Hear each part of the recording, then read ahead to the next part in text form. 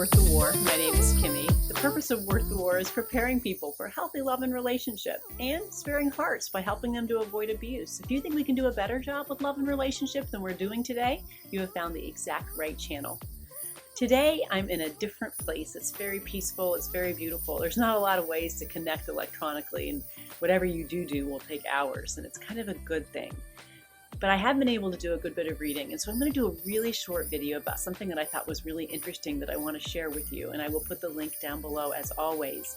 It's a study that was done by Northwestern University that was tracking what men are finding attractive in women, and that actually some of the stories and the paradigms we've heard about how men are hardwired to look at attraction first, and they look at symmetry and all these other things about our physicality as women. And what they're finding is that that is no longer the number one thing that men are noticing or being attracted to. That instead, it's actually men are being attracted by a woman's intelligence over their physical beauty. And that is kind of like a mind-blowing thing that we've never heard in our culture, the Western culture, before, because I was raised on the idea that that was never going to happen. But let's talk about why. It's kind of interesting. So in this study, and there were other countries that contributed to the actual summary of the study that they did here at Northwestern in the United States, was they said that what is attracting men to women is fundamentally changing. And their actual basis for that is that over time, people are attracted to partners who will add value to their life. And for many generations, the value that women brought to a relationship was attractiveness, sexual appeal, the ability to raise and have children, also to be able to make life, a little bit more beautiful. I think that's the best summary I can think of, is that that's what wives brought to that kind of union. As we in the West have a more egalitarian culture, we start to see that women have more options in how they want to walk out their life. And 70% of women who are raising children are actually in the workforce now. So think about it this way. If you're a man and you're attracted to a woman, it's not all going to be about the eye candy or what kind of children you're going to have together or what her energy level is, so that you can provide these niceties in your life. Now you're going to look at a woman more as an equal. And as an equal, you're going to actually want someone to make tough decisions with and to be able to bounce things off of and be able to trust that she's got the ability to answer that.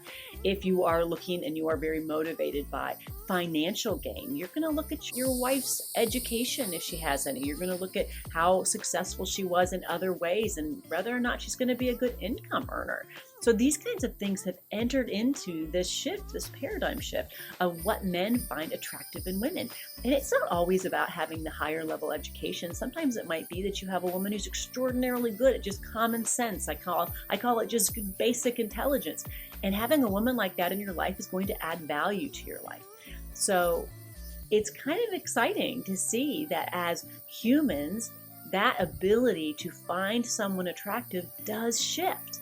And what that tells us is that we can actually find ourselves shifting toward the things that actually will make us happy, the things that will make us successful in terms of mental health, physical health, enjoying our lives. So it isn't always hardwired that we're just going to want to be with someone because they're hot. And so this has some really promising hope for all of us, is that for generations we believed that men and women were hardwired. Women were choosing men because of strength and protectiveness, just kind of some kind of evolutionary theory that people were using in relationships. And that men would always really be just choosing women based on their physicality and their attractiveness. But what we have just seen in this study is that these things shift. And they shift because our attractiveness can actually be somewhat hijacked and move toward what will actually give us a great life. And just maybe if we think about what makes a life great, and we start to work on how we as humans approach that and teach the little hearts that follow us to do the same, we can actually shift what it is that we find attractive in other people. So it won't be necessarily a bad thing that we have to fight. Our natural inclinations will actually get to shape them so that we can actually choose a better partner to walk through life with. And for us as a community who really look at intimate partner violence, intimate abuse, domestic abuse, abuse amongst teens, the kinds of things that we see happening in today's culture, this is just a little bit of a ray of sunshine to say, These things that draw us to people that may be unhealthy for us are actually things that we have some control over by the way that we approach our lives and what we consider to be the things that will make our lives better. And that, at the end of the day, is what we are attracted to. So that, if it can be changed, is a big deal for all of us. I hope that you will come and find us on Instagram and on Twitter. We've got a small little community on Facebook, and we are growing on TikTok. So I'd love to have you come and join us there as we raise our voices to make sure that we pass a better version of love and relationship to the next generation. Thank you so much for being here. If you haven't already, please subscribe, press the notification bell. We put out something new every Thursday, even when we're somewhere that it's not that easy to do. So I hope you have a wonderful rest of your week, and I thank you for taking the time to be here. Keep loving well.